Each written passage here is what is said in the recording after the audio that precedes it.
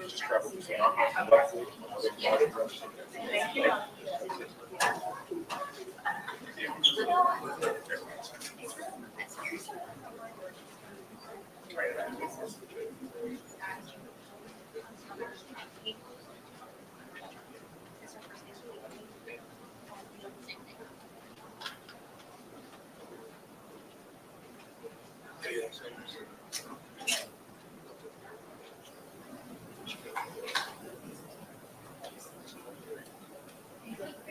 Cannot get one.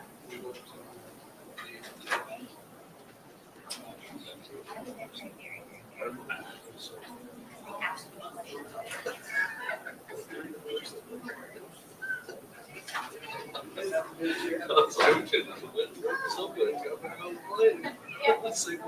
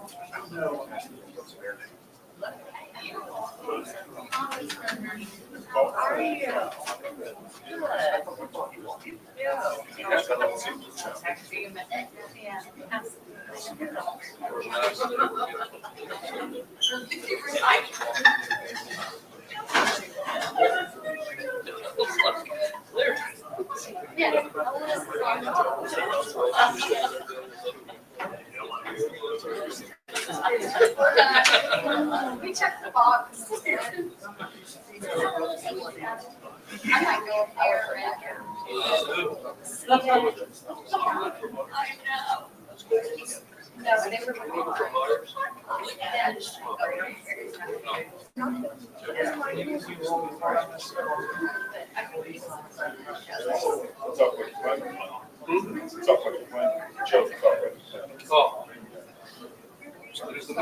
Yeah. I talked to him briefly, but We were over there before the Michigan game, just talked about like, can we see you, whatever. So it was like that.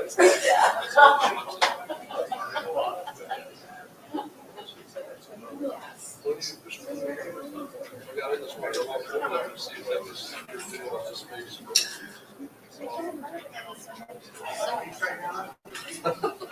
Yes, that's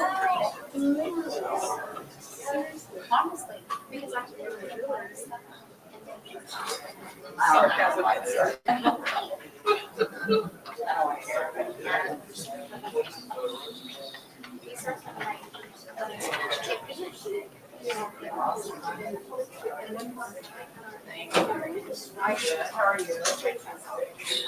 Which we measured it. It was good. It's really not easy. It's really nice. They did my best, and he does want my furniture. I would say first seat. Okay. And then G. Closest to us. Thank you very much.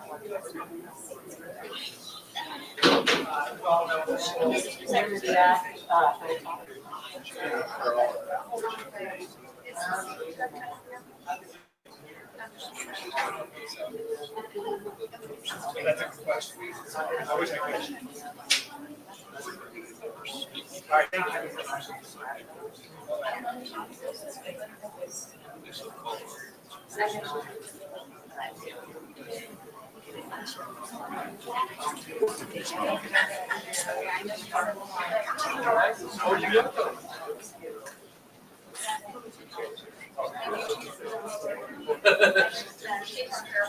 Jacket on, she wants to see it.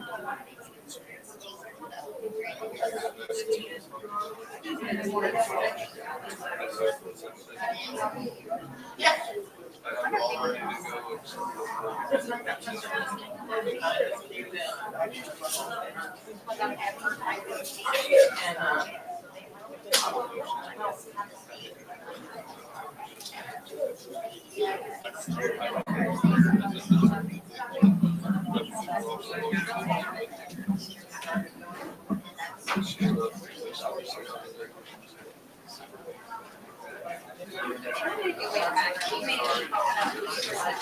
It's crazy.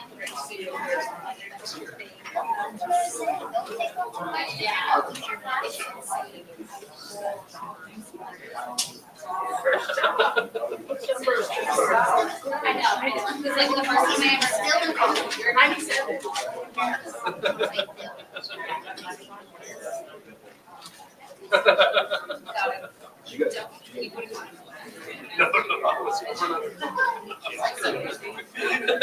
I'm about to go 30 miles, so you're ready to go.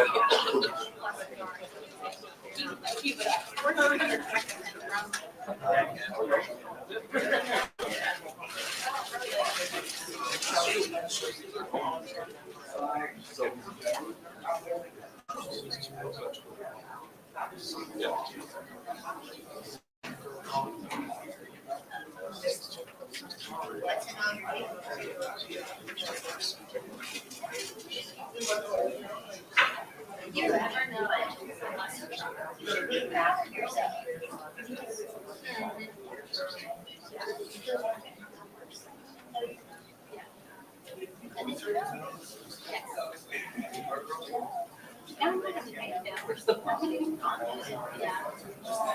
Oh, no, I can.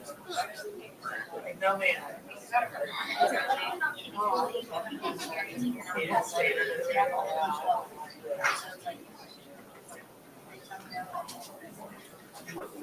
Yes. I'm going to have a place 100% with the date.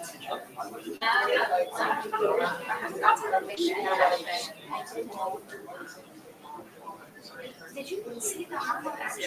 It's like every 20 cents. Yeah.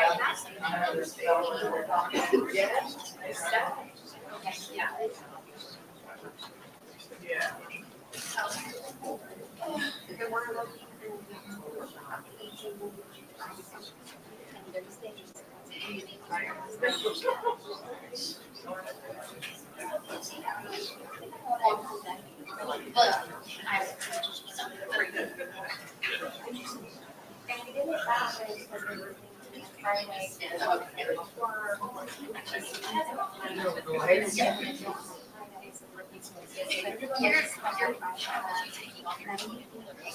well, you have these things and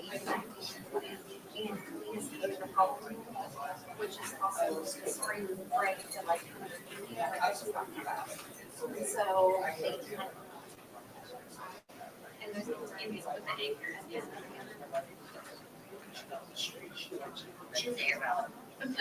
Airplane and notice they were also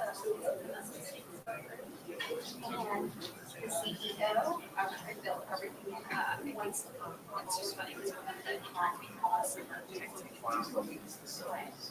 I guess it was on the Southern Thursday.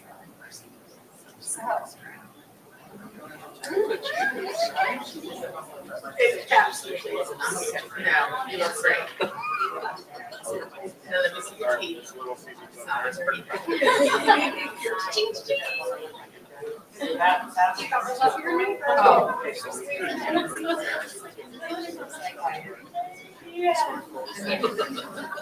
but we're getting hot lunches.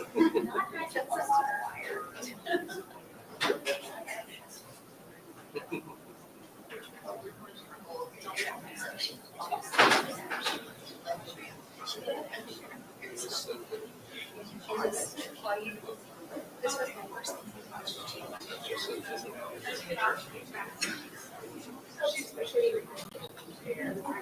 I did. And I always sound. I guess I'm not, some of the speakers too are back up. Last year, we did it the same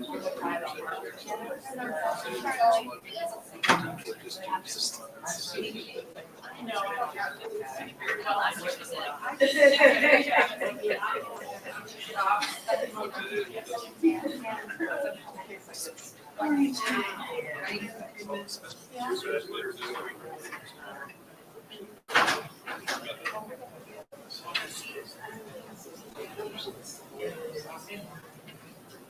all this last part.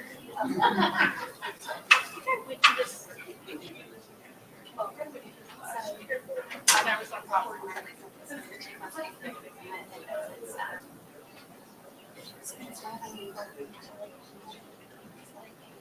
Yeah, they only got a couple this year. I think I went to, this is their end of year.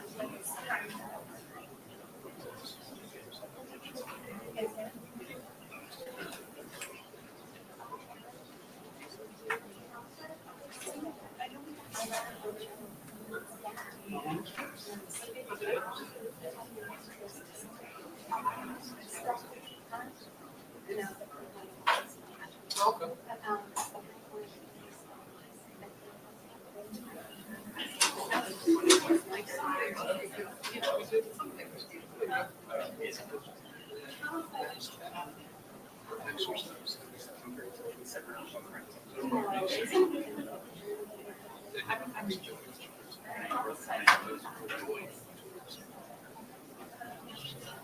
Bailey does the exact number of their story that she's shared.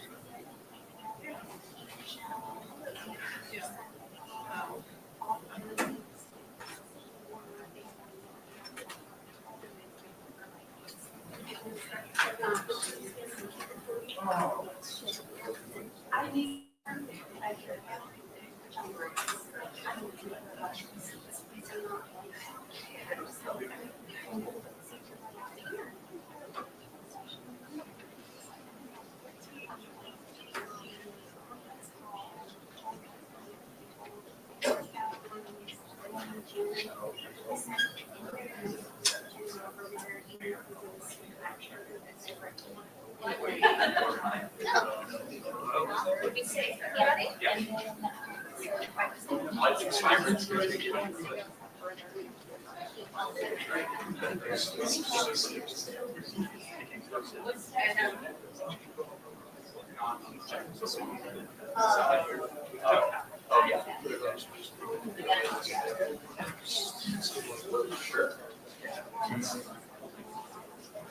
Yeah, yeah.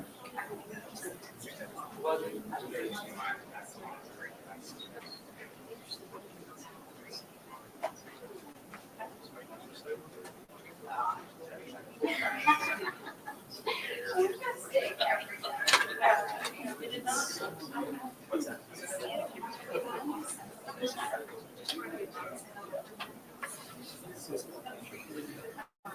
You there?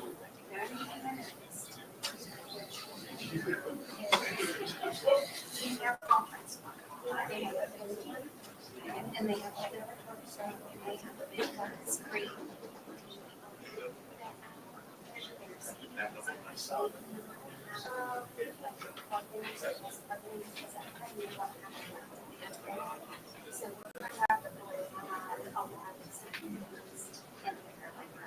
Yeah, so.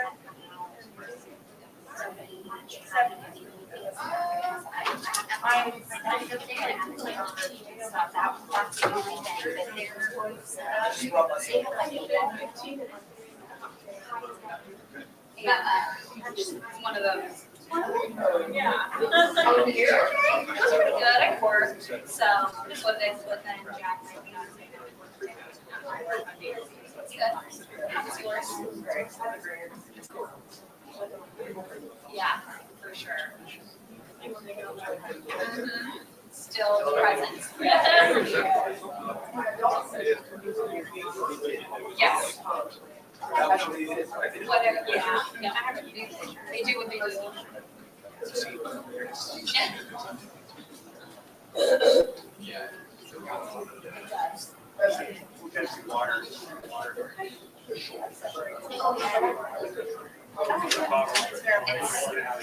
And if you go from like where Yeah. so like, oh, you're actually a superhero. No, that won't count, but, you know. This is like they have this little muscle too. So that is, this is all, it's in that. You can just grab whatever. They have tracers, these are all work, these are I'll start to check that. So these are seating, they have it together. Yeah,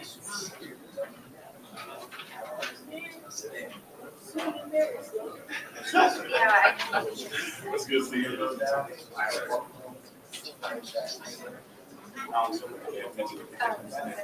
Oh, okay.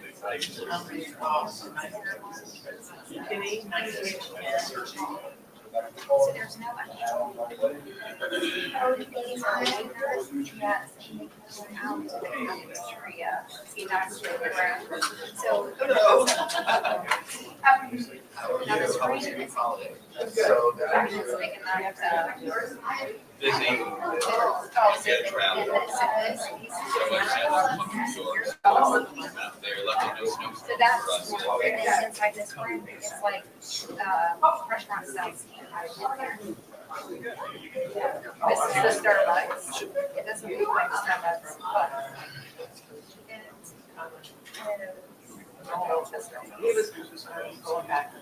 So that's here. Yes. And then so these are the classrooms, meeting, and then here, that's the cafeteria.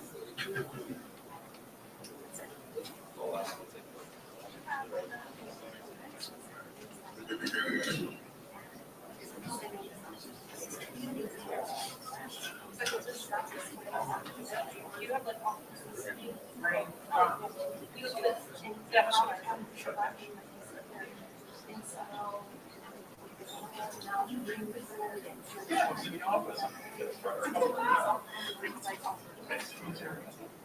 Yeah. That makes sense. So it just says mom, and I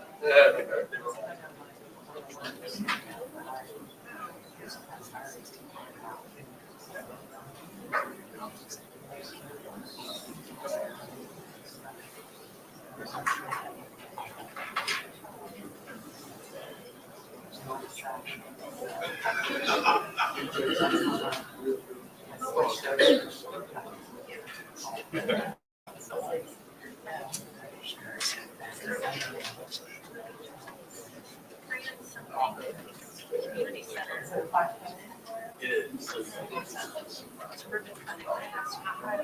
There's gonna be art demonstration. He's like, we don't do ribbon cutting. It's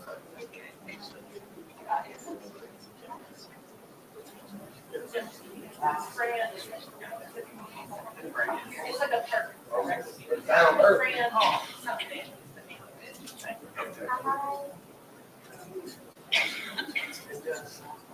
I mean, especially since they, I appreciate the arts and recreation. We'll have.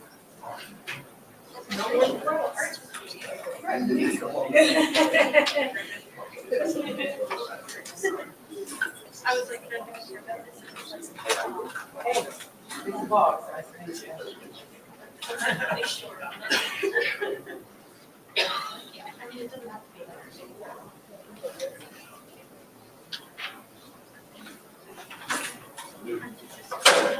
I don't think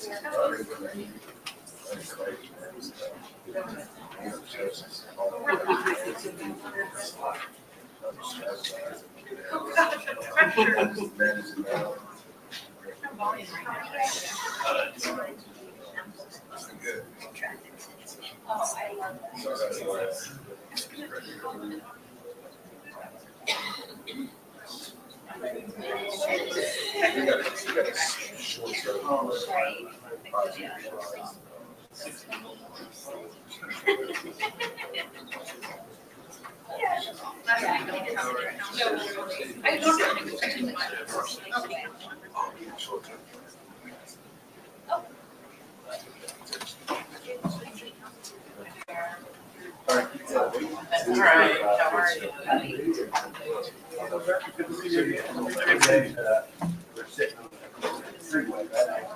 you? Okay.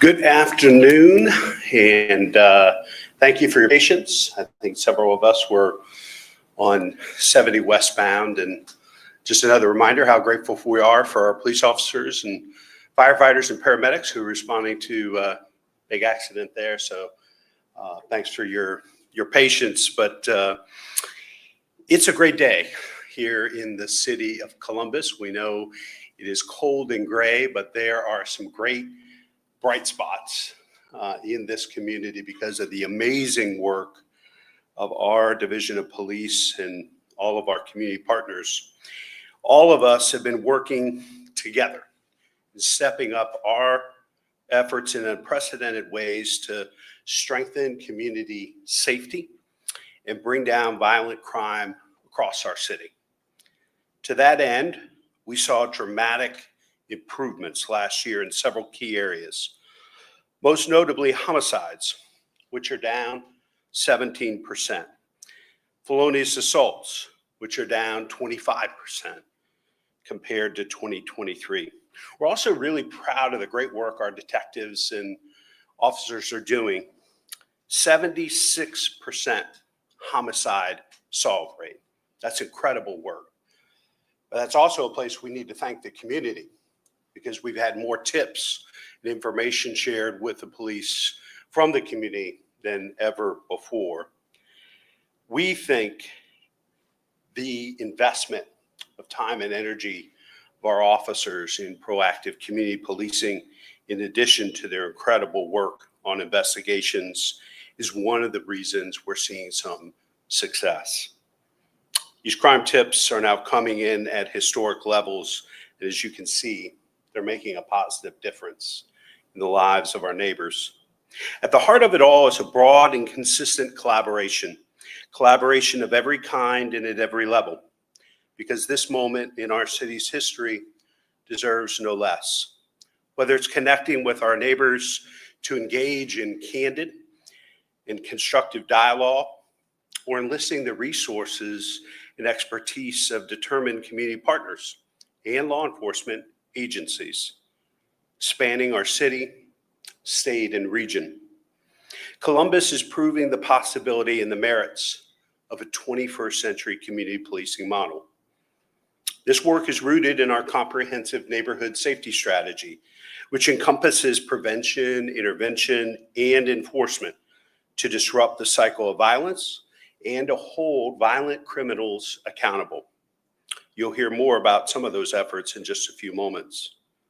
I'm grateful to Chief Bryant and all of our officers for their leadership and commitment to keeping Columbus families safe and for making our city safer and more secure for future generations.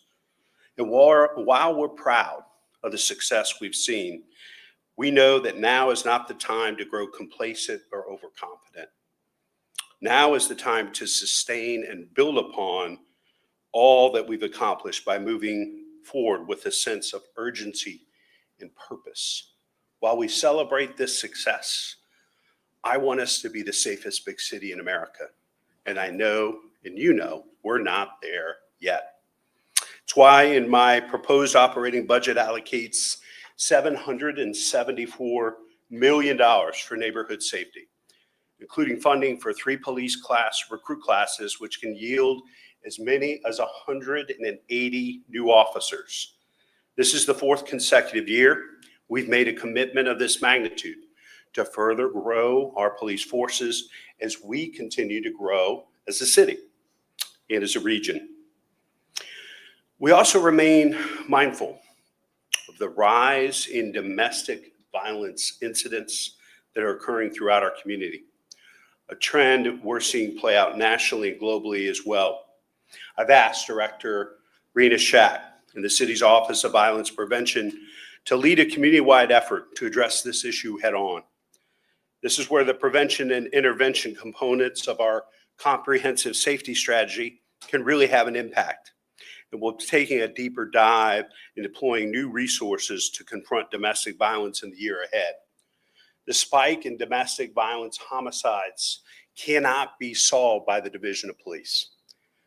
That's a place where the rest of the community needs to step up, provide more resources and support to get women and children and families out of domestic violence situations before those situations escalate and a fatality takes place. Let's talk more about CPD's many accomplishments and what more we can expect in 2025. It's my pleasure to turn it over to our Chief of Police, Elaine Bryant. Chief.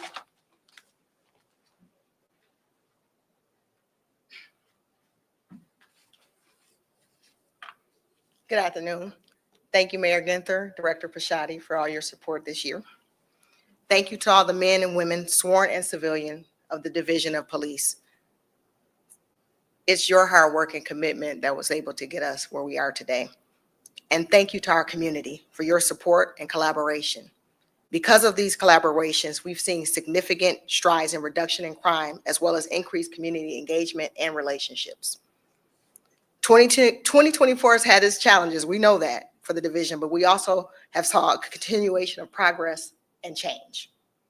Some of those included our non-fatal shooting pilot program, our expansion of the DV Stop program, our public order, public safety success, the creation of the Diversity and Inclusion Unit, our ABLE training, which stands for Active Bystandership for Law Enforcement. We as a division already adhere to a duty to intervene. The ABLE training is just another tool to help officers. All officers across the division receive training that was designed to reduce officer mistakes, give officers tools on how to intervene to prevent misconduct, and promote health and wellness for officers. We saw a reduction in homicides, just as the mayor spoke about, a reduction in overall felonious assaults. We took over 3,000 firearms off the streets of Columbus in 2024, including Glock switches and ghost guns. We conducted several operations aimed at addressing crimes in our communities. Some of those operations included Burnout, Moonlight, Safe Streets, Unity, and multiple directed patrols and summer safety initiatives. We've had some significant success with our CGIC unit, which is a Crime Gun Intelligence Center, our gang enforcement efforts, our mini real-time crime center, and our recruiting efforts of both sworn and civilian personnel. In a moment, you will hear from the assistant chiefs in more detail about these initiatives and our crime stats. Assistant Chief Bacher oversees our patrol and criminal investigations. Assistant Chief Thomas oversees public accountability and support services. And First Assistant Chief Potts oversees community and wellness and special operations. This leadership team has worked tirelessly to ensure we stay on task, and they continue to come up with new ideas to serve our community and serve our division. I want to publicly acknowledge them and thank them for the work that they do. I will ask Assistant Chief Bacher to come up now so he can talk to you about the specific stats and initiatives in his subdivisions.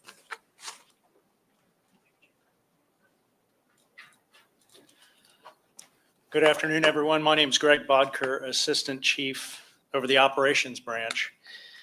Over the next 12 slides, what you will see is some detail and some high-level descriptions of crime statistics in the city for 2024.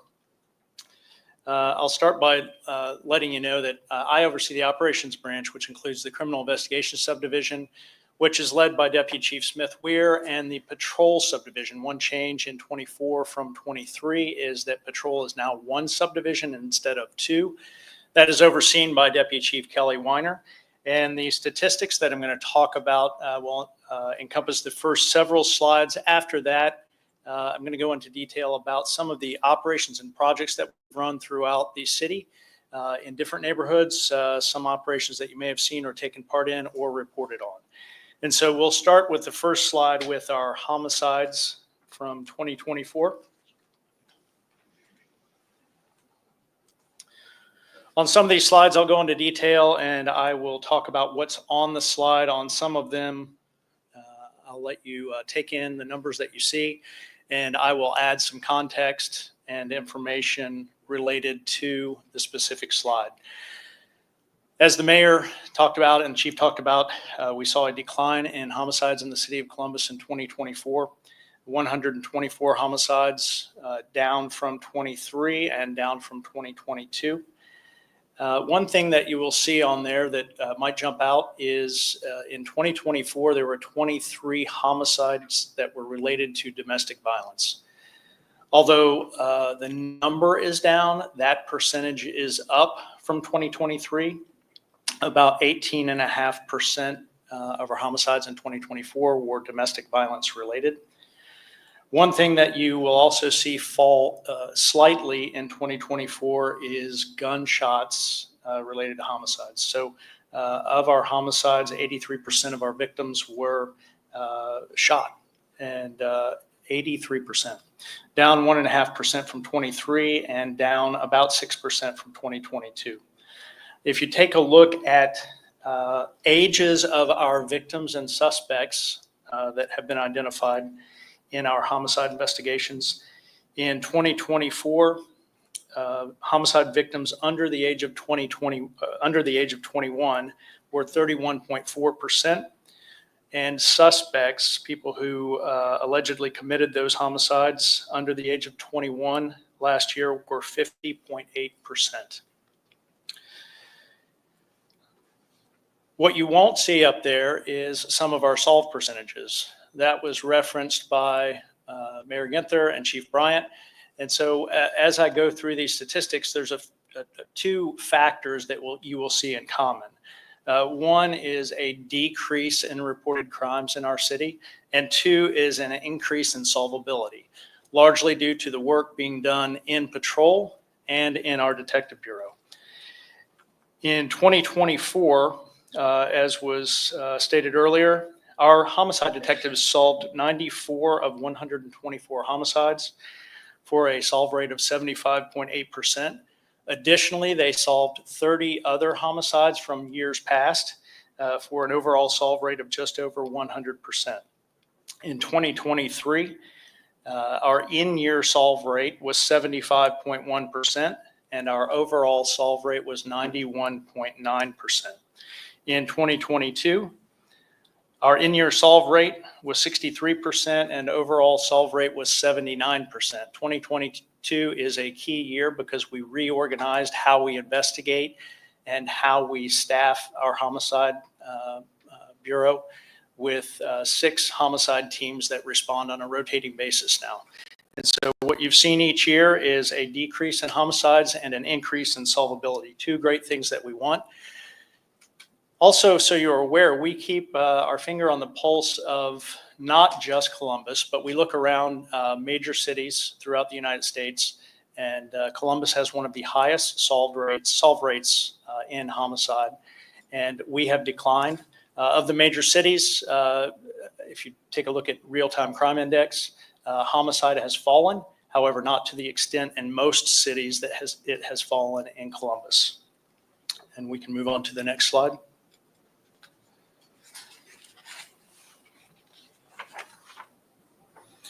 Felony assaults. There's a lot of ways to break down felony assaults and information related to felony assault investigations. If you take a look at the statistics, the raw numbers in 2024, there were 1,188 felony assaults. It's about a 12.8% decrease of reported felony assaults overall from 2023. Included in that, kind of a breakout from all felony assaults, which includes stabbings, blunt force trauma. Included in that are gunshots. And so in 2024, there were 330 non-fatal shootings. 304 of those were investigated by our felony assault unit. The rest were investigated by homicide detectives, domestic violence detectives, or robbery detectives. One area that you won't see on there that we're very proud of, non-fatal shootings in 2024, the solve rate for a non-fatal shooting increased to 40.5%, and that's up from 26.7% in 2023. In addition to gunshots, 19.6% of the people that were victims of felonious assaults were victims of blunt force trauma. About 10% were victims of stab wounds. And the overall solve rate for our felony assault unit was 57.3%. Additionally, those detectives solved 149 other cases that did not occur this year. That's compared to 47.5% solve rate in 2023 and 28.9% solve rate in 2022. These increases in solve rates are due to a few things. In March, Chief Bryant approved a pilot called the non-fatal shooting pilot, which largely took place in North and South Linden. This was a team of detectives, felony assault unit detectives, in addition to patrol officers that joined that team, and they would respond to any non-fatal shooting in the Linden area. That team is still operational today, and to date, they have solved 62% of the cases that they have been assigned just in the Linden area. So a smaller geographic area, but they've solved 62% of those cases. In addition to that, those detectives, that team has solved 53 other non-fatal shootings that occurred in Linden in years past. And so they're removing some bad people from the street. Shift over real quickly to Accident Investigation Unit, which you won't see up there, but these are also professional investigators that investigate deaths and serious injuries and accidents. And to give you some context, in 2024, they investigated 154 major traffic accidents that resulted in serious injuries or fatalities. That's also down from 195 major crashes that were investigated in 2023.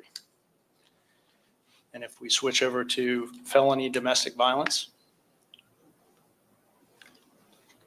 Domestic violence, very important. Obviously, as I talked about on the first slide, 23 of our homicides are domestic violence related.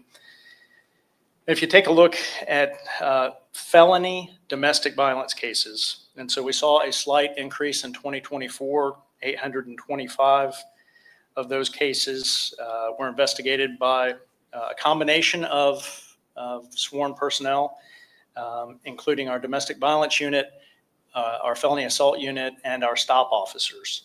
And I'll go into stop a little bit more in just a minute. That is an increase from 2023. And of the 825 felony domestic violence cases in 2024, 538 of those cases were felony strangulation investigations. You may remember when I stood here last year, in April of 23, April 30th of 23, there was a change to the Ohio Revised Code that made strangulation a felony. That increased by several 100% our felony domestic violence cases. And so we had to figure out a way to handle all of those investigations. Our solution, and one of the more creative solutions I've seen around the United States, is to create our stop team, strangulation team operations for prosecution. And that is comprised of 62 patrol officers who are specially trained by our domestic violence detectives.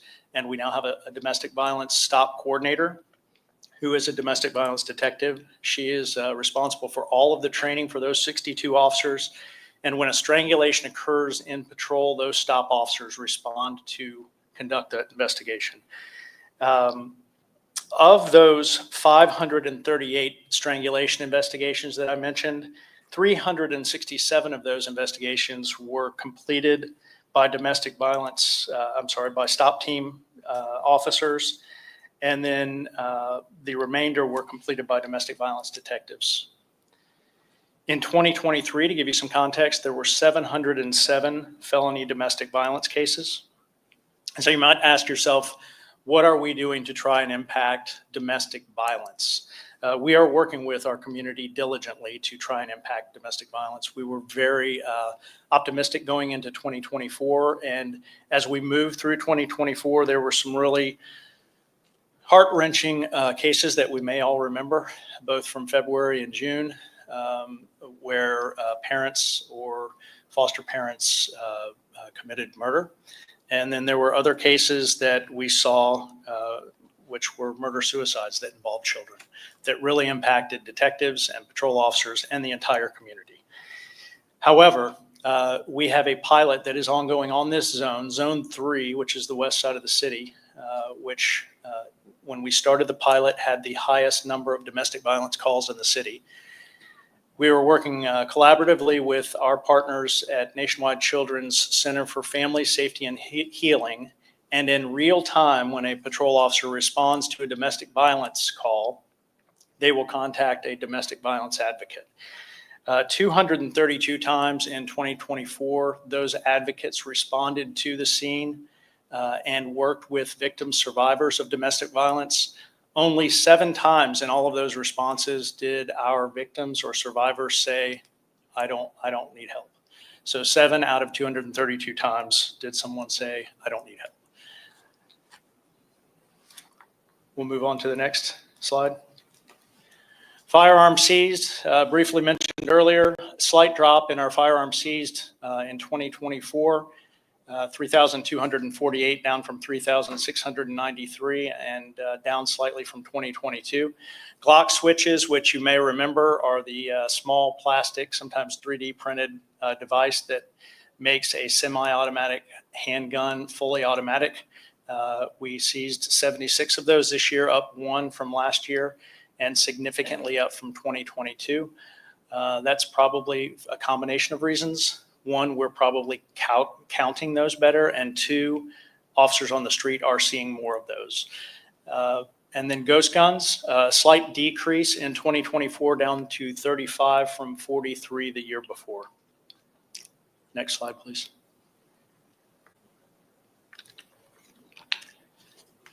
In 2024, when you look at this slide, you'll see a slight increase in the statistics for robbery. However, there was a shift in calculation from 23 to 24. So if you look at 2023, that is the number of cases. And if you look at 2024, that is the number of individuals. And so shows a slight increase, but they were calculated somewhat differently, showing the difference in numbers there. You can see that of our 1,503 robberies, 878 of those involved a firearm, and 458 of those were to businesses. I will add, when you look at that slide, that what you don't see is there were 154 carjackings throughout the city, and there were 225 home invasion robberies that occurred.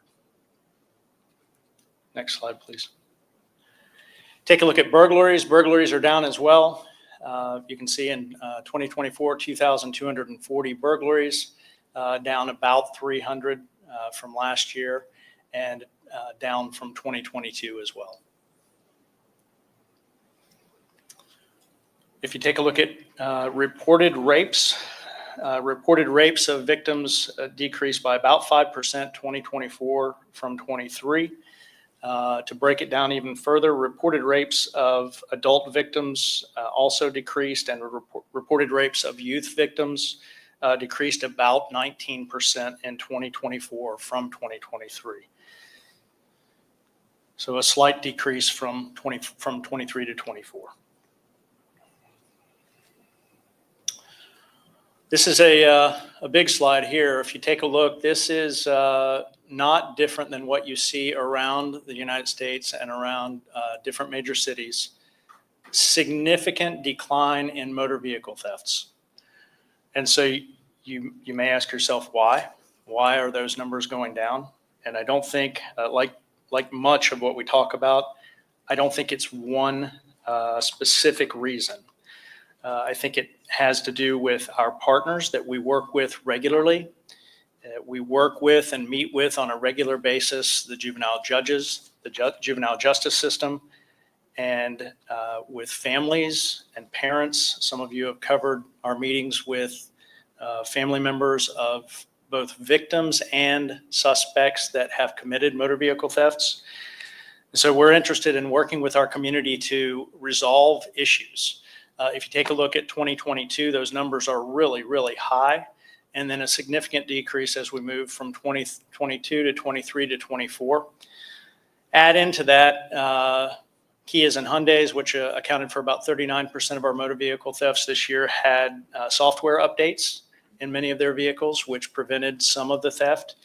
And then I think a lot of what you do, everyone in this room, I think, has reported on the numbers of motor vehicle thefts, which has led to a very diligent and committed community that does not want to be a victim of a motor vehicle theft. So they use the club, or they get the software update, or any other devices that prevent their car from being stolen. That covers the crime statistics. And then I'd like to talk a little bit about some of the numerous projects and operations that we do throughout the city regularly. This is through our patrol and our criminal investigation subdivision. So you take a look at Operation Unity. Operation Unity is a pop-up crime deterrent operation that we do throughout the city. And we base that upon evidence of violent crime. Where is violent crime occurring? Where have we had robberies, shootings, homicides? And we assign the patrol zone commander to initiate and run the operation. And if you take a look at Operation Unity, we had 7 Operation Unities in 2024, totaling 142 felony arrests, 56 firearms recovered, 17 stolen vehicles recovered, and you can see the fentanyl that we recovered there. Operation Moonlight, which many people in this room have reported on, a very successful operation that we had from May until December of this year. And Operation Moonlight, really their mission is to be very visible in areas that there are a large number of people gathering. And so as we move through the spring into the summer and into part of the fall, those are festivals, those are parks, those are parties that officers on Fridays, Saturdays, and Sundays will work, and they will come in, and their job is to engage. And they work with the community. It's yielded a lot of great information for our detectives and our patrol officers, as well as just some great relationships that are ongoing for the community. And then as we move into the fall and winter, we regularly meet with Columbus City School Security and sporting events. We saw 2 years ago, moving east from the West Coast, there were some extreme violence at sporting events in high schools. And so we shifted Moonlight in the fall and winter to go to sporting events. And so it's not uncommon to attend a high school basketball game or football game and see Moonlight officers present there. And you can see from the statistics, not quite as many enforcement statistics, which is okay. They're building relationships and they're letting people know why they are there. One other operation after Moonlight is Safe Streets. Safe Streets has evolved over the years. It's largely a summer, June, July, August operation.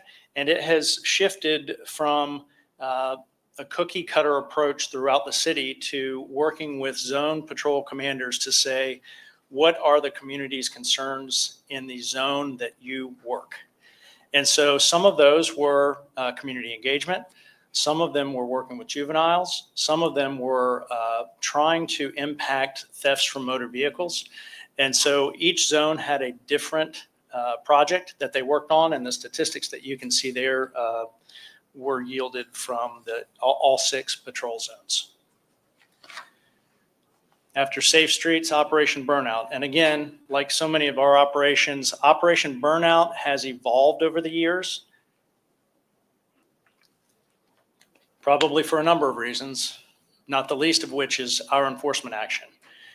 Most of you covered an October 5th operation that we formally did where we met in this room beforehand with a large group of officers and a large group of different resources, because we were aware through our criminal intelligence analysts of a very, very large street takeover that was going to occur that night. We also knew that that group was likely involved in a really violent street takeover in Cleveland the weekend before. And so the officers that were here with a purpose. It was to keep our community safe and to let folks know that we're coming into our community to hurt each other, that was not acceptable. You can see throughout the year, you may not know that there were 5 Operation Burnouts, and those are the total enforcement actions that we took.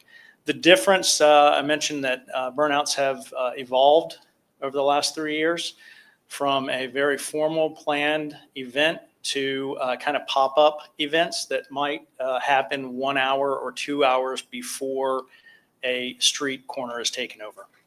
And so we have resources on each shift every day, 24 hours a day, to activate and counteract the burnouts and street takeovers. And then there's some other projects, operations that you may not be familiar with that we have worked very diligently on and have had an impact on safety in our communities. Those, and I'll just go through those really quick. I don't have slides on those, but most recently you may have seen Operation Slay Crime. And so that was a large group of officers that were assigned to Easton to interact with anyone they came into contact with and try to deter crime, thefts from motor vehicles, robberies. We also had a Sullivan Avenue project, which the focal point was Burroughs Elementary. And the statistics and evidence said that the amount of crime around Burroughs Elementary was unacceptable. And the officers on the hilltop, the commander on Zone 3, led that project. That occurred in September and October. And then throughout the year, we had an active group of directed patrol officers, the Wedgwood enforcement team, that their mission was to make the Wedgwood community safe for everyone in the Wedgwood community. And I think they accomplished that mission. In addition to that, we have directed patrols every day on every zone throughout the city. They might deal with our Department of Neighborhoods and homeless outreach. They might deal with the nighttime economy when bars close. You'll remember 2 years ago, we saw violence centered around bar closings. And so we took steps at the beginning of 2024 to impact that in a positive manner. And then anything that our officers learn from their community that is important to them about safety, our officers are involved with projects and operations to counteract that. I'm sure we'll have time for questions later. And at this time, I'll turn it over to Assistant Chief Nick Conviz from the support branch.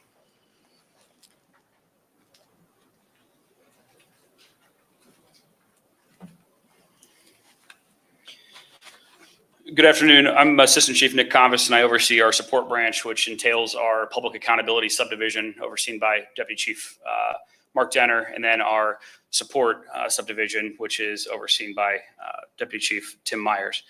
The Mini Real-Time Crime Center, I'm always excited to talk about because they provide such vital support to our communities. And I'm going to talk about a couple success stories, but the important thing about it is most of their success happens before patrol officers even arrive on a scene. And so they, what they do is they leverage any technology that's available, and they are able to provide direct support for investigations and help us solve crime. The big thing in 2024, the city has continued to invest in increasing our technological abilities, and so we've increased LPRs, we've increased cameras, and as you'll hear in some of these stories, that is exactly what is used for some of their successes. In August, there was a homicide on the east side of Columbus. Started as a shootout, well, not a shootout, it was a shooting in a parking lot of a apartment complex. And a suspect fired at a victim, and the victim took off running. A second suspect was going after, chasing the victim as he ran. He ran through a gas station parking lot, across the street, and into another gas station parking lot where he stumbled and fell. The entire time, a suspect was firing at him. Of course, the suspects fled the scene before officers had a chance to arrive and before 911 calls had even been made. The witnesses that found the victim laying there were only able to give good descriptions of the victim, but not the suspects. And so our real-time crime center folks heard this aired and immediately began pulling up the cameras in the area, and were able to find and locate quickly video footage of all three locations, which allowed them to air in real time before officers had arrived on scene, actual descriptions and directions of travel of the suspects. Additionally, when one of the patrol sergeants arrived at the first shooting location at the apartment complex, the sergeant was having a difficult time finding the exact location where the rounds were fired. And so our real-time crime folks were able to watch the sergeant arrive on a camera and radio to him and direct him directly where the evidence would be found in real time on there, thus ensuring that we were able to secure that evidence. And thankfully, with the work of our folks in the Real-Time Crime Center, that case was able to be closed quickly by arrest. The second one was a fatal fight that occurred at 7th and High, just outside of the Kroger there. And we got multiple 911 calls regarding somebody beating a male with a skateboard. And we also had another 911 call where a caller reported that somebody was recording the incident as it was going on. And so officers began responding. A security guard actually was able to detain the suspect out of that case. But when officers arrived, they were not able to get the witness. The witness had already left, and thus the video of the homicide had left. And so our folks in the Real-Time Crime Center, particularly Officer Cheers, was able to pull up video footage of that, identified it very quickly, was able to get a good description of the witness in that case. As luck would have it, he's leaving headquarters to go on the employee bus going to his car. And as the bus is driving down the street, he passes a bus station and notices the witness at the bus station. And so he immediately is able to radio patrol. That person got on a CODA bus, and he coordinated with patrol, was able to get that bus stopped. They got the witness identified on that bus, and detectives were able to do an interview and recover the evidence of that homicide. So it's pretty incredible. And that was same day. It's pretty incredible how the work, and I could go on for hours of the success stories. This is just two out of the Real-Time Crime Center. It is, we can't invest enough in the Real-Time Crime Center. It's wonderful. We have in 2024 increased our staffing. We are starting the process to hire full-time permanent folks to work in the Real-Time Crime Center as we continue to build this out. And I am so excited to see what the coming years have for this. It's just going to be continued success as they support our patrol officers there. Moving on to our crime lab. In 2024, the crime lab welcomed 2 new forensic scientists and 4 new evidence technicians in our DNA and our firearms sections. So they are very busy sections. One success story out of there, they don't just work in the lab. They're required to go to court. They have a more robust, responsibility than just working behind machines and computers. And they were able to enter DNA, do testing on DNA, and were able to get a hit on 2 cold case sexual assault cases in Columbus. But the CODIS system was able to link that to a case in Phoenix, Arizona, and another case in Austin, Texas, all unsolved cases. So Sergeant McConnell reached out to get the case files from the other states and the other cases, and was able to identify a suspect, and that suspect has been charged with rape and kidnapping. So it's all because of the linkage that they were able to provide. So they really provide profound support to our detectives and help us get successful outcomes in court. They were able to achieve and maintain the gold standard for ballistic evidence in 2024. And what that means is when we are able to, we have an incident that occurs and there's ballistic evidence of the scene, shell casings or bullet fragments, the gold standard is having that evidence processed and the information entered into the NIBIN system to look for links within 2 business days after the incident occurs. And our lab in 92.8% of the cases was able to achieve that in 2024. So pretty exciting stuff there. They continue to be really reliant on grant funding, and luckily with the gracious help of some of the grants that we received in 2024, 100% of their training was funded by grants. They were also able to purchase numerous pieces of equipment. They were able to purchase centrifuges and digital imaging devices and upgrade some of our lab technology to allow them to continue to be successful. So it's nice that we are able to have those grants, and they play a huge role in our crime lab. Moving on to our recruitment. In 2024, we were able to, we graduated 106 new CPD officers. We currently have 2 academy classes in the academy with 69 CPD officers in there. You might remember in 2023, we received a $1 million grant, and it was earmarked to be used for public safety hiring. And so through that grant in 2024, we were able to retain the services of All-Star Talent. And what they did was they came in and they did a comprehensive review of our hiring. They looked at every step of the process of where we get candidates, the recruitment process, but then also our testing process and the whole hiring process up through a final offer of employment being given. And what they were able to do is they were able to shed some light and make some very actionable recommendations on how we could streamline the process, keep candidates engaged, and do precision recruiting. Also, thanks to that grant we were awarded, we were able to bring in performance protocol. And what they did was they did advanced recruitment boot camps. They were able to train everybody on our training staff, very dynamic training. And I have no doubt that moving forward that training that everyone received was going to pay dividends as we continue to recruit in the coming years there. So with that, I will turn it over to First Assistant Chief LaShawna Potts.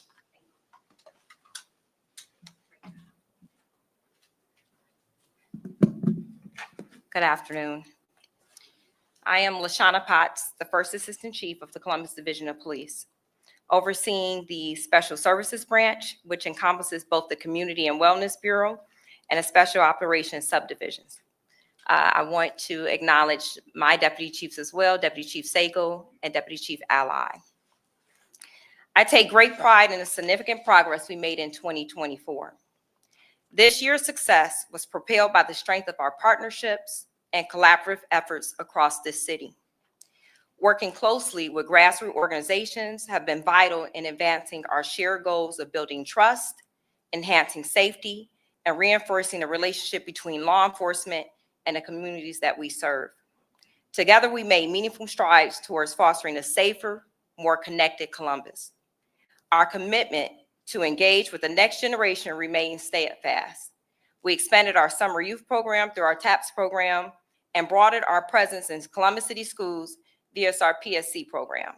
Our bold, proactive approach to reducing violent crime took shape through our 3-year initiative, Operation Under Triple Digits, in partnership with Mothers of Murdered Columbus Children, where we share critical data with our community partners to amplify their efforts. We maintain an unwavering focus on dismantling drug rings, reducing gang violence, and addressing group violence. At the same time, we remain dedicated to improving the quality of life, from addressing abandoned cars to drug houses to late night establishments and assisting our unsheltered population. With these efforts, we sent a clear message that we are committed to creating lasting positive change. Additionally, our ongoing collaboration with the Columbus Violence Reduction Initiative has proven invaluable. Through conducting custom notifications and co-hosting call-in sessions, we targeted the small percentage of individuals responsible for driving crime in our city. This partnership has allowed us to identify and address the root causes of violence, prioritize intervention efforts, and implement solutions that deliver enduring positive outcomes. We also worked intentionally to deepen our community engagement, making our presence known through events across this city.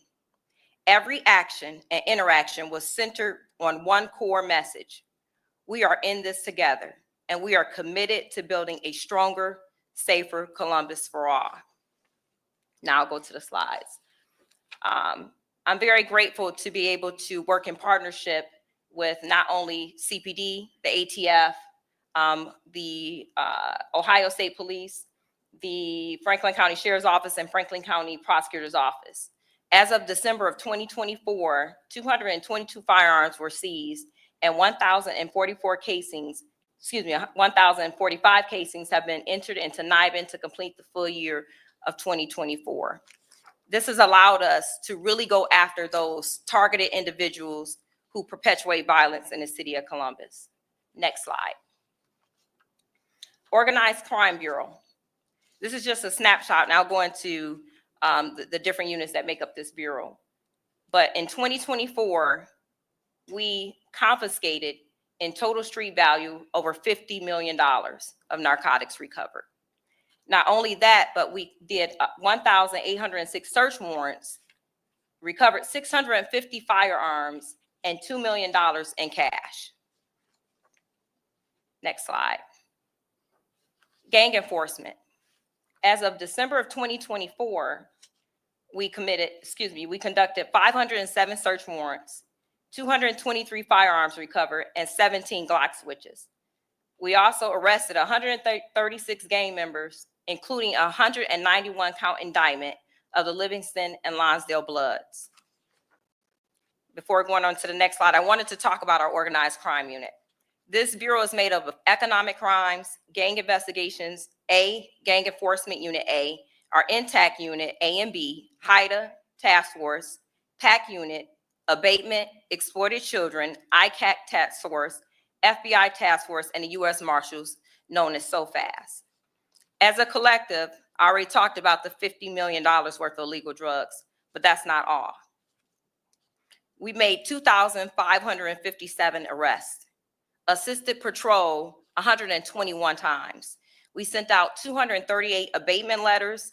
We arrested 171 Johns, 250 sex workers were arrested. We conducted 207 structural search warrants. We had 18 direct indictments, 12 street interdictions, 191 count indictment on a Livingston and Lonsdale gang, 250 human trafficking tips we received, 211 human trafficking victims we referred, 1.5 million in stolen funds were investigated. We also indicted the BL 800 gang with an additional 8 additional indictments this year. We seized 137 illegal packages, 16 criminal liquor violations, and 19 indictments involving exploited children cases. This slide is not up here. I also want to talk about our Special Service Bureau. This bureau consists of our SWAT, K-9, counterterrorism, heliport, underwater search and rescue, special events, emergency management unit, mounted and public order safety, better known as POPs. Collectively, they've conducted 129 missions, 63 search warrants, 25 barricaded or hostage situations, 24 VIP or witness protection details, 85 community events, 723 felony arrests, with 28 being for murder and 73 being for felonious assault. They've answered 4,399 calls for service, conducted 24 missing person searches, 71 non-accident citations, 313 arrest assists with patrol, handled 42 swatting cases, charged 13 criminal charges against offenders who threatened schools, 27 joint hazardous assessment deployments, responded to over 112 school threats, 155 protests, demonstration, marches, events, and other crowd management, recovered $112,000 worth of property, recovered 3 bodies, participated in 7 land searches, 54 water call-outs. Also during that time, they competed in 2 international mounted competition, placing 6th, 8th, and 10th respectively, and trained 29 different agencies for a total of 68 officers across the country on crowd management. They also, during that time, assisted in major events such as Arnold, Pride, Red, White, and Boom. You can go to the next slide. Community engagement. In community engagement for 2024, in partnership with the Columbus Police Foundation and our gracious donors, we hosted 120 senior citizens during our Valentine's Day dance. 1,000 young adults were provided a safe space at Red, White, and Boom. 200 vehicles were registered for our 2nd annual Rich Street War in partnership with our COSI. 10,000 pieces of candy were given out to children during trunk or treat. 500 families were provided a Thanksgiving dinner during the annual turkey giveaway. 20,000 toys collected for 59 children of families affected by homicide, but also included other families of Central Ohio in need during the holiday season. And this was in partnership with ABC6 and Toys for Tots. We had 491 community events attended by our community liaison officers. They also attended 449 Block Watch and Civic Association meetings.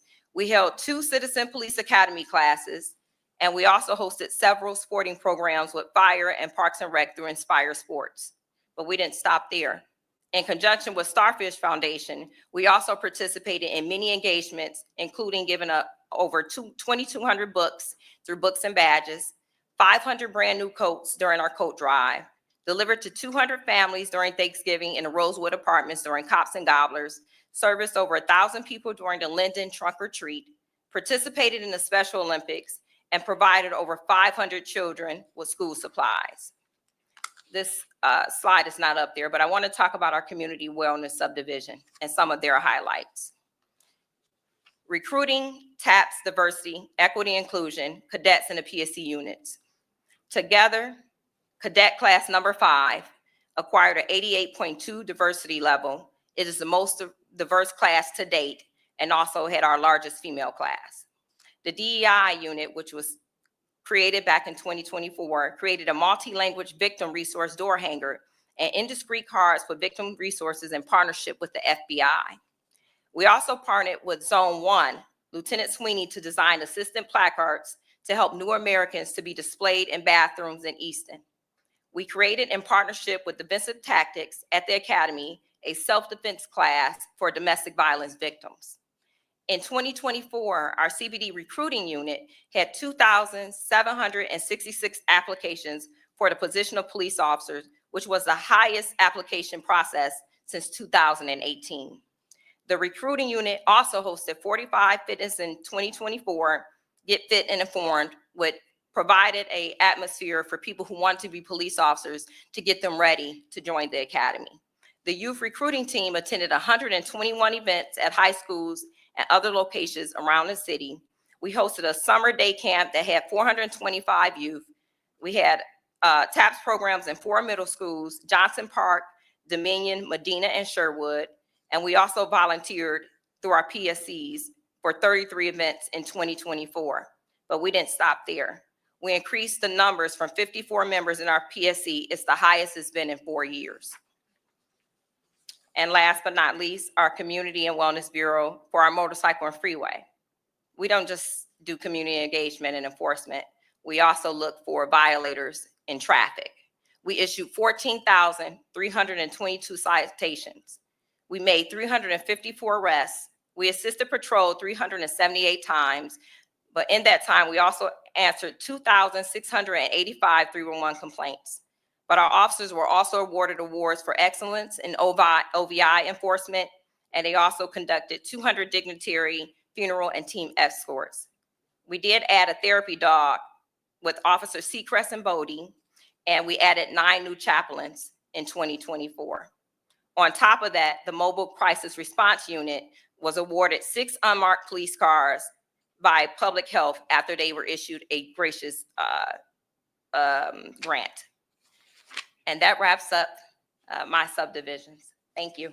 And I'll turn it back over to Chief Bryant.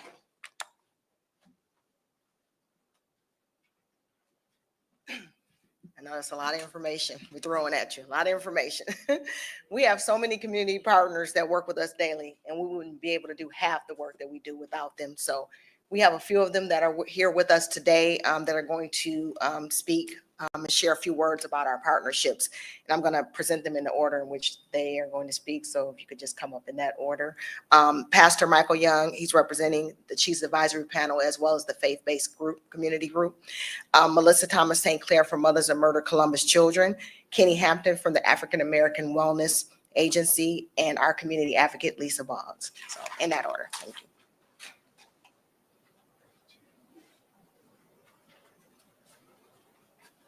Good afternoon. As Chief Bryant introduced me, my name is Michael Young.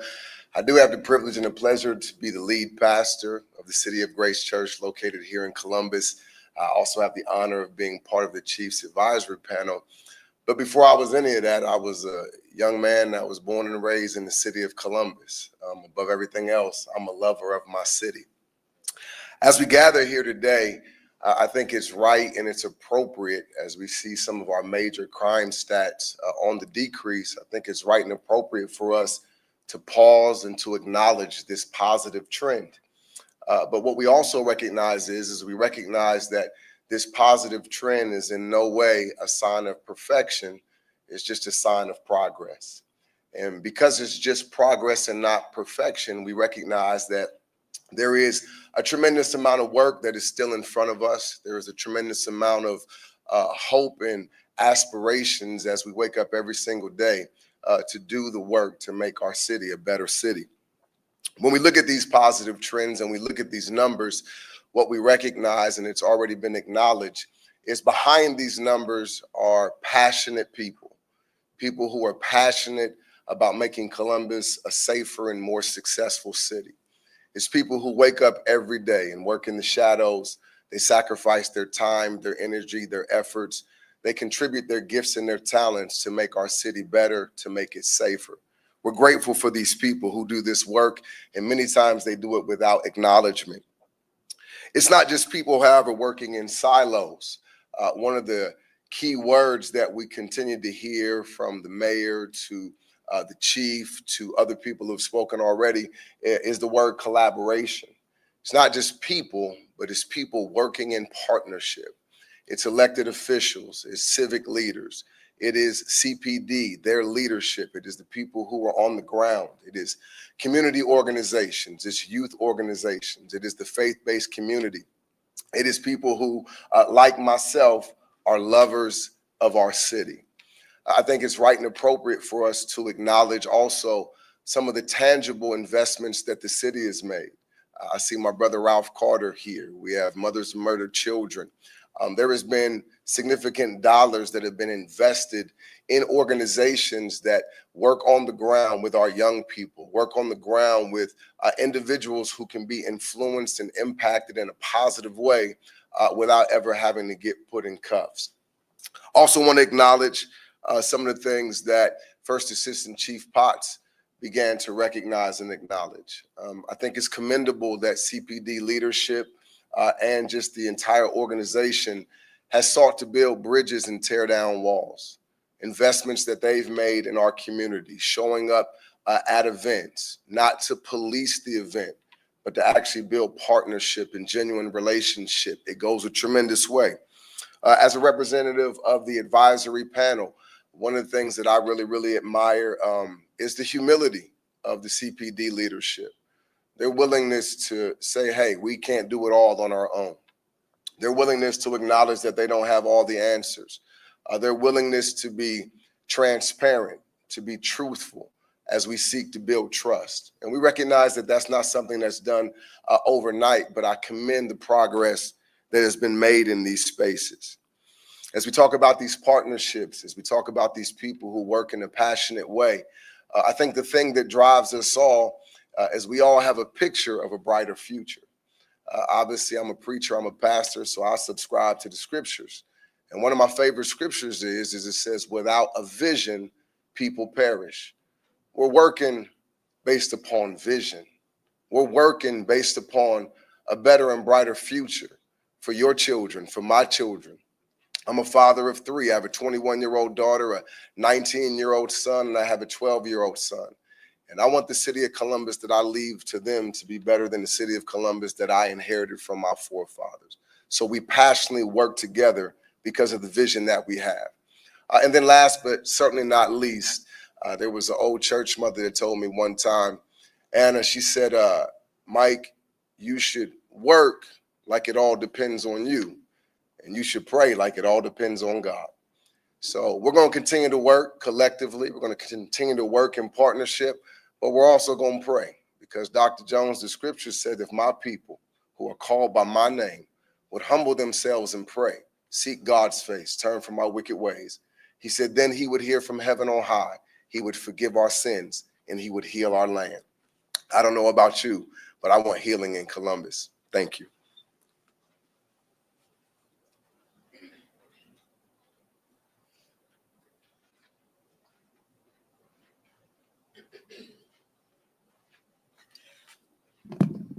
Good afternoon. I'm Melissa Thomas St. Clair, founder of Mothers of Murdered Columbus Children. Thank you, Mayor Ginther, Chief Bryant, First Assistant Chief Potts, Chief Bacher, Chief Thomas, and all of CPD. Mothers of Murdered Columbus Children celebrates the collective achievements of 2024 in the ongoing fight to reduce violent crime, provide intervention services, and support families impacted by tragedy in Columbus, Ohio. With a steadfast commitment to our mission, MOMCC continues to stand as a beacon of hope and advocacy for a safer city. On November 13th, 2023, through a live that I was hosting with our Columbus community, Operation Under Triple Digits was born. The first agency to jump on board saying yes to this operation was the Columbus Division of Police. Central to our 2024 efforts was Operation Under Triple Digits, a bold and data-driven initiative aimed at keeping annual homicides under 100. This citywide effort brought together the Columbus Division of Police, local and federal law enforcement agencies, state and county officials, faith leaders, community organizations, and most importantly, the residents of Columbus, Ohio. Through strategic partnerships and evidence-based practices, Operation Under Triple Digits has yielded significant results. In 2024, Columbus saw a measurable decline in homicides, reflecting the power of collaboration and a shared commitment to peace. Highlights of this initiative include proactive crime prevention. MOMCC worked alongside law enforcement and community leaders to organize community coverings, quarterly meetings with Columbus Division of Police, numerous peace-building events. MOMCC hosted a historic march alongside CPD, Apostle Nikki Hampton, lead pastor of Fresh Start Worship Center, Pastor Joe Graves, lead pastor of City View Church, other faith leaders, city agencies, Ralph Carter with We Are Linden, other community organizations, and dozens of mothers impacted by tragic murder. MOMCC launched our successful Trendy Trades, Fishing Not Fighting, and Gun Safety Summer Youth programs that supported about 100 youth. These efforts and more empowered residents to take an active role in safeguarding their own communities. Enhanced crime intervention. By leveraging real-time crime data provided by the Columbus Division of Police, MOMCC deployed resources to high-impacted areas, hosting emergency response initiatives and providing immediate support to families affected by violence. Our crime scene support team leveraged our lived experiences and community relationships to comfort families at crime scenes, providing pertinent updates to families, and kept the crime scene safe through de-escalation efforts. MOMCC visited youth prisoners at DYS and alongside with First Assistant Chief Potts, visited adult offenders in ODCR. These visits served as growth mindset opportunities for individuals who were set to be released and individuals who will never be released to society. We were able to push the message of Operation Under Triple Digits inside of prison systems and leverage our relationships on how they can serve the communities from inside prison walls. Community engagement. MOMCC facilitated healing circles as well as quarterly meetings with Columbus Division of Police Major Crimes Bureau, bridging the gap between residents and local authorities while fostering trust and dialogue. These events were instrumental in reducing tension and creating actionable solutions to address root causes of violence. We hosted one of the city's largest fall family fun festivals that reached over 1,500 residents. We thank all of the community partners who supported this annual engagement opportunity. Mothers of Murdered Columbus Children partnered with well over 40 community partners to support their missions, the reduction of major crime that results in homicide. Our vision for 2025. As we transition into 2025, MOMCC remains committed to sustaining the momentum of Operation Under Triple Digits, while expanding our prevention and intervention support service efforts. We will continue to strengthen collaborations with Columbus Division of Police, other law enforcement agencies, government agencies, elected officials, and the community. We're striving for a safer Columbus. We want to thank Mayor Ginther, Columbus City Council, County Commissioner Erica Crawley, and all of our private donors for their sustained support in our efforts in reducing and putting our pain to purpose. We want to give a very special shout out to all of the divisions within the Columbus Division of Police. Each of you are the hub to all of our efforts in the city's safety. We want to thank you for being accessible, and we want to thank you for humanizing your lives and becoming our family. MOMCC will have a laser focus on these 3 areas: domestic violence that results in homicides. We recently appointed Ronette Harrison as our Director of Domestic Violence Intervention to work closely with CPD and organizations that specialize in DV. We want to focus on crime against known individuals, and we're going to tackle that through community engagement and, of course, our youth. Through continued youth programming with the support of city funding through our mayor's office, private donors, and community support.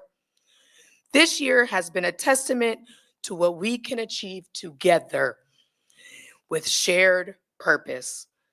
Every life saved and every family supported reminds us of why we do this work. We've lost our children, but through that pain, we can save you from losing yours. Mothers of Murdered Columbus Children are mothers on a mission. And our fight for safe streets will not waver because it's off the blood of our lost children. Mothers of Murdered Columbus Children thanks our partners, support, and entire Columbus community for standing with us in 2024.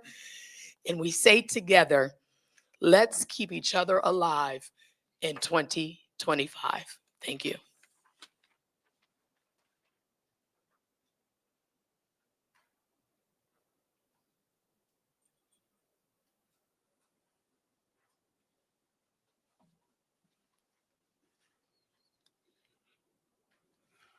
Good afternoon.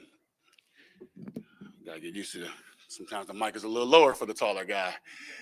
My name is Kenny Hampton. I serve as the president of the African American Male Wellness Agency. We're the health and wellness arm to the National Center for Urban Solutions Enterprises, founded by Mr. and Mrs. John and Pam Gregory. And on behalf of the entire organization, I want to say thank you to Mayor Ginther, thank you to Chief Bryant, thank you to First Assistant Chief Potts and the entire Columbus Police Department.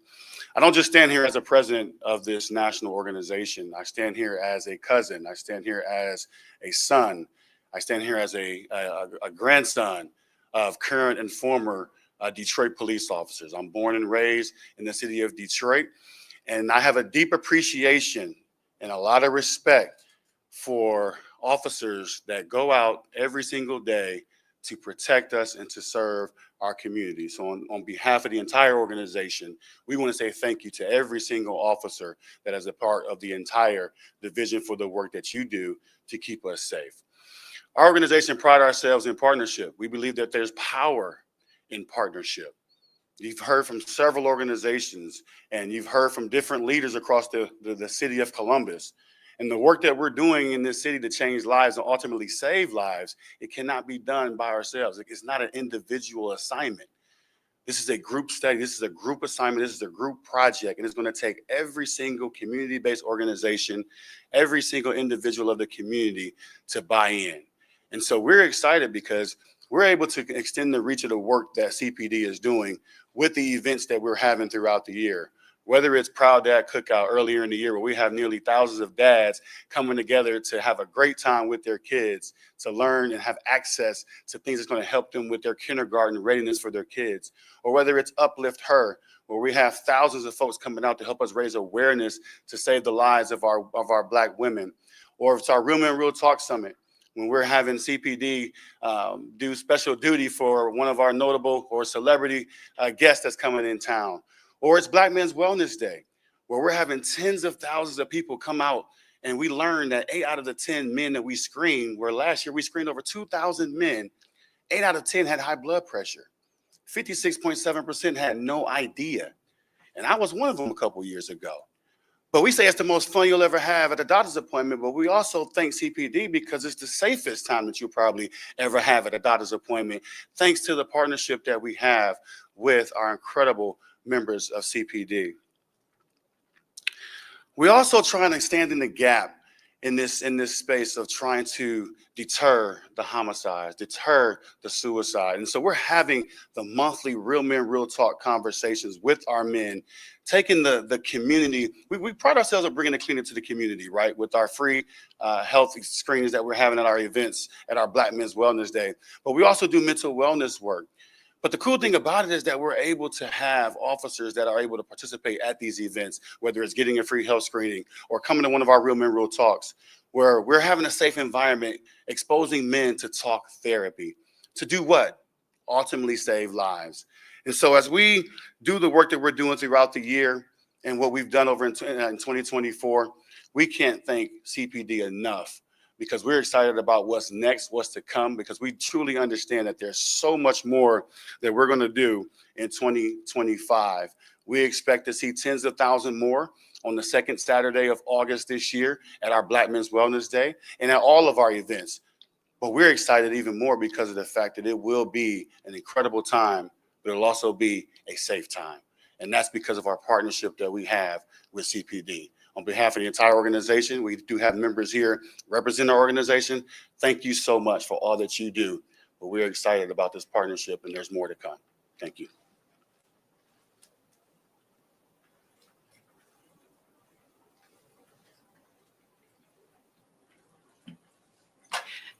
Thanks, everyone, for being here today. I want to especially thank the Columbus Division of Police for putting on that uniform every day. Putting your badge on, getting out there in the streets to make us safe. And that's what every citizen in Columbus wants, is a safer neighborhood and a safer community. My name is Lisa Boggs. I'm a community advocate, and I've been coordinating our block watch over here on the hilltop near Sullivan Avenue for 28 years. So I've met a lot of the different police officers on the streets, a lot of the chiefs, the Mayor Ginther. I mean, I've met a lot of different people out here trying to make our neighborhood a safer place. When I started the block watch 28 years ago, it was, to address thefts of cars in the neighborhood. That was kind of our main thing. 28 years ago, 3 decades ago, it was mostly, the break-ins and things like that. But I've quickly, meeting with our division of police and talking about the broken window theory, I learned basically that a lot of crime is invited into the neighborhoods because of, the broken window theory and, people not taking care of their community, throwing trash on the ground, blighted houses, things of that nature. So I started organizing cleanups, and I've been doing that for probably 22 to 23 years out here in these streets, also with my bucket, my grabber. I'm picking up litter. I'm picking up things along Sullivan Avenue that you wouldn't believe. I'm seeing things that you would not believe in the neighborhoods. And so that was kind of my main thing, was to clean up trash and make our neighborhood a cleaner, more safe place to live. But I also realized that bringing the community together for different events was where it's at too, where, we had police officers come to our events, and we've built relationships through these events and through the cleanups. We have, our chiefs even coming to our events, coming to our cleanups, coming to our National Night Out events, National Day Out now. We've had all of these different events that bring, our law enforcement, our bike unit, our, all of our different little units, our liaison division. We bring them in and, my neighbors are meeting all these officers, and I really believe it's making our neighborhood a safer place to live by doing that. And so, I know a lot of the chiefs, through, working with the technology departments and working with, like trying to inspire like a police substation. We had cameras, bringing in cameras, the license plate readers. I mean, we've done ABC's a CPD, neighborhood pride. I mean, there's all these things we've done in the last 28 years, almost 3 decades, where I've met a lot of our leadership in police and in our like vice units, our intact, our liaisons. I mean, all these different, I've met a lot of people and a lot of good people who put on this uniform every day and work hard for us. I'd like our neighbors to meet more of our people, our officers, and not, they might not get as involved as Lisa Boggs does, like every day getting out, sending emails, calling people out, doing things like I do, but they can actually do a ride along. They can do the Citizens Police Academy. They can contact their liaison officer, because there's liaison officers to cover this whole entire city. So we have resources for people to get involved and take their neighborhoods back. And I hope to see more of that in 2025.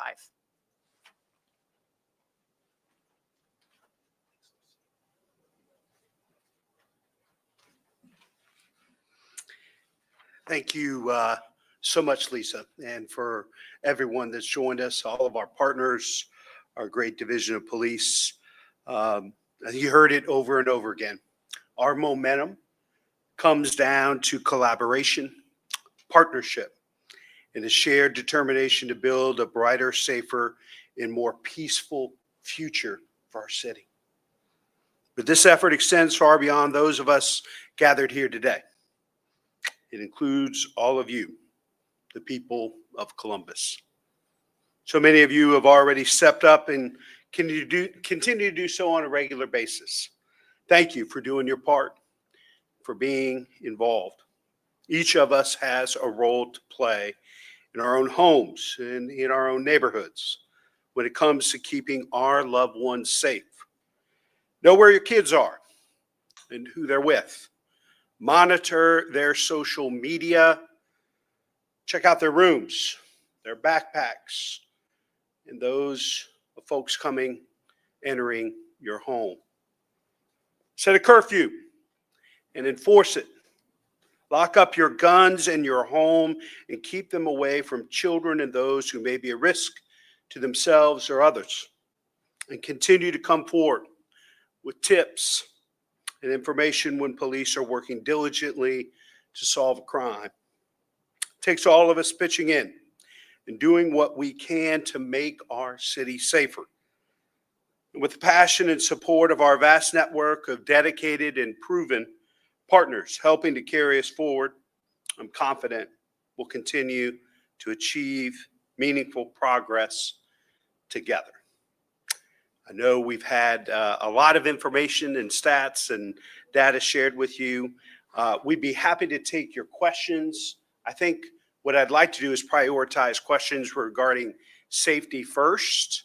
If you have questions about snow or the Buckeyes or any of those types of things, we'll ask you to hold on to those until we take some of those safety questions.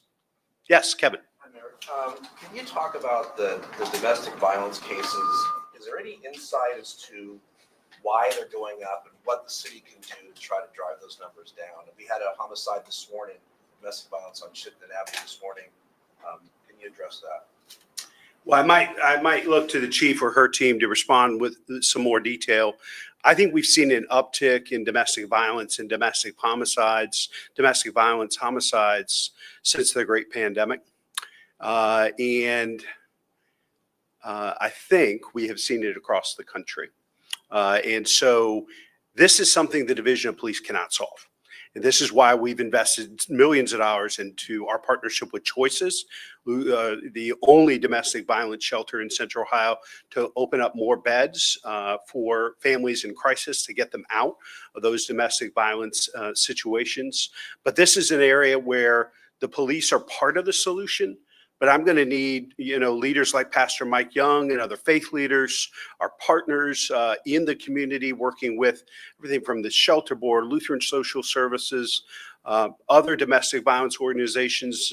Melissa spoke to this as well, for us to get to the bottom of what's going on and to do more to get families in crisis the support and resources they need before a fatality takes place. Chief, you or the team want to speak any more to it? No, you're correct, Mayor. But I just wanted to also acknowledge, as you see our community partners up here, they are significant in helping us to reduce this domestic violence number, as well as you could see some of them, the Ohio Women Against Domestic Violence. We have so many partners, we couldn't just name them all, so that's why we put a slide up. But we can't do this alone. So our partnerships, they matter, they're important. It's not just about enforcement. It is about education. It is about resources. It's about economics. It's about so many different things. And it doesn't just start by responding to a run. It's about making sure that families have what they need to be able to sustain. What you did see a lot during the pandemic was a lot of families that were in close quarters, that there weren't enough outlets. People weren't able to go to school. They weren't able to go to work. So unfortunately, like you said, across the country, you saw an increase in domestic violence. So we're working with a lot of our community partners to try to address those concerns and bring that down. So I didn't get a chance. I'd like to thank some of our city partners as well. Office of Violence Prevention, Columbus Violence Reduction, Columbus City Schools, Columbus Fire Department, Columbus Recreation and Parks, Department of Neighborhoods, our City Council, and our City Attorney's Office. We also work with the Prosecutor's Office and our juvenile court judges, Columbus Police Foundation, the FOP Foundation, as well as our FOP leadership. They are all integral and they're all important in what we do, and we would not be able to do any of this work without them. And Kevin, the only other thing I would add is stay tuned. We've asked Director Rita Shack, who leads our Office of Violence Prevention, to put together a plan in partnership with, all elements, as we talked about prevention, intervention, enforcement. But Director Shack will be leading the way, and we hope to have a plan here in the next couple of months for us to act on. Yes. For the number of homicides involving those under the age of 21, juveniles, they were pretty consistent numbers this year compared to last year. So what more can be done so we can see a dramatic drop in that area like we did with motor vehicle thefts and homicides? We're working closely with, like we said, the juvenile judges, and we're doing a lot of work with the Columbus City Schools. So we're hoping to, you're seeing a slight decrease, and we're hoping to decrease that even more. But it's going to take time, and it's going to take a lot of work through the collaboration and efforts that we're doing. But we are working towards that goal, and we've had some pretty successful meetings with our juvenile court judges, as well as the Columbus City Schools. You mentioned you're going to add 180 new police officers. Is that actually going to add more officers to the street, or does that simply fill in those who have retired or so on? So is that actually going to add officers to the street? Does that just simply supplement what's already there? So what we are seeing is a decrease in our attrition, which means that we're not seeing as many officers leave as we have in the past years. So as we add officers to our force, we are seeing an increase in our officer numbers. But as you know, officers are going to retire, so that number will fluctuate. But we have seen a slowdown in the number of officers that are retiring. So we have seen an increase. I think, Kevin, though, it reinforces, to the chief's point, we have to continue to invest in the number of classes that we have been over the last couple of years. We've invested in more police classes than ever before in the city's history, and we're going to have to continue to do that, because you're right, we have separations, we have retirements every year, but based on what we're funding, and as Assistant Chief Convis talked about the number of folks that actually went through the academy, we're making progress. We're just going to have to stay at this for a number of years to get to where we want to be, because our city continues to grow.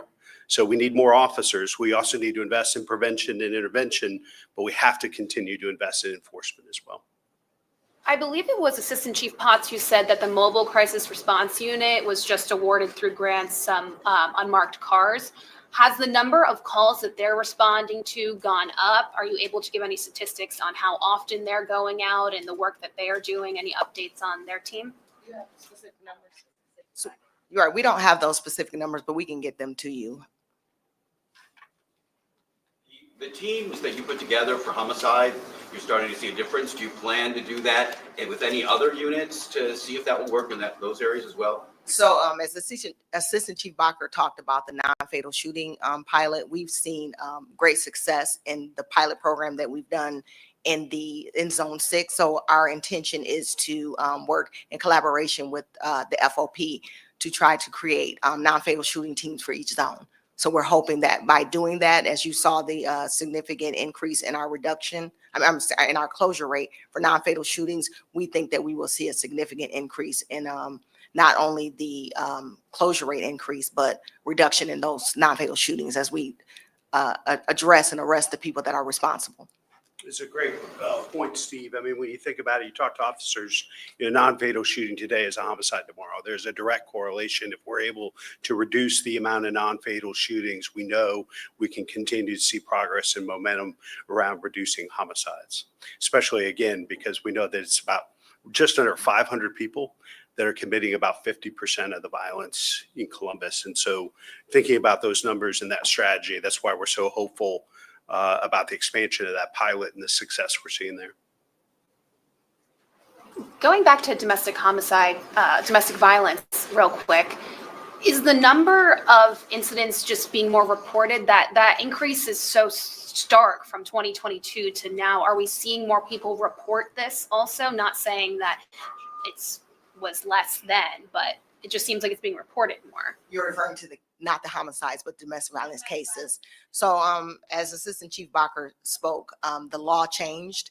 And so when that law changed and it became a felony for strangulation, obviously that number significantly increased because of that. So we did see a significant increase in that number based on the change in the law. And you had mentioned you've spoken with the Office of Violence Prevention to begin some kind of program. Can you elaborate? What are they planning to do? What are the preliminary discussions on that? We've charged them with helping us develop a plan that we can implement because, clearly, it is not just 1 year. We've seen now 2 years of a dramatic increase of domestic violence related homicides. And we collectively as a community need to do something about it. And we can't simply expect the Division of Police to solve that. That's a community problem. That's a crisis that we need to deal with collectively as a community. And so when that plan's developed, we'll certainly share it with you, but it's going to require resources, external partners. I mean, there's so many folks that work in the space of domestic violence in the community that we're going to need their help. And we're going to be drawing upon them to put together a good plan that's going to make a difference. Is there a plan to add more security cameras in the city? What is that plan? Well, I think, we heard a little bit about the mini real-time crime center. I know that the chief and her team are working very closely with folks in downtown Columbus. Both of those efforts are part of our larger scale effort to put in place a real-time crime center, the old Carolyn Avenue site in the coming years. And so grateful to the voters that they've continued to support bond issues that will allow us to invest in a 21st century real-time crime center that I think, just based on what we heard of today from Assistant Chief Convis and otherwise, really put our officers on offense in a way that we never have been before. So you're going to see a significant increase in the amount of cameras, but I think probably even more powerful is connecting the different camera systems and having the private sector work with the public sector to really draw upon that and use that information to give better information real time to our officers on the street. Speak to. No, yep.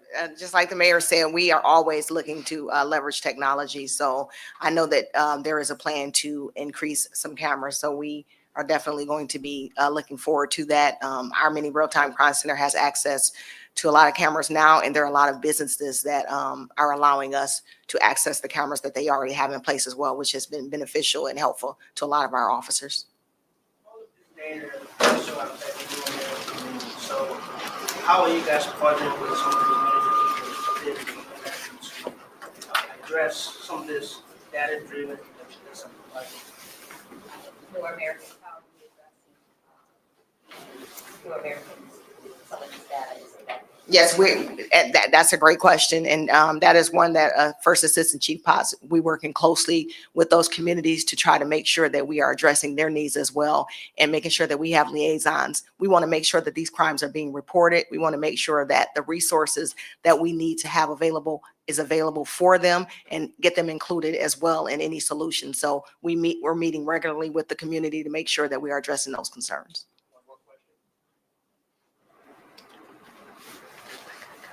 Thank you. Thank you. you all. Thank you. Thanks, Chief. Thank you, sir. Appreciate you.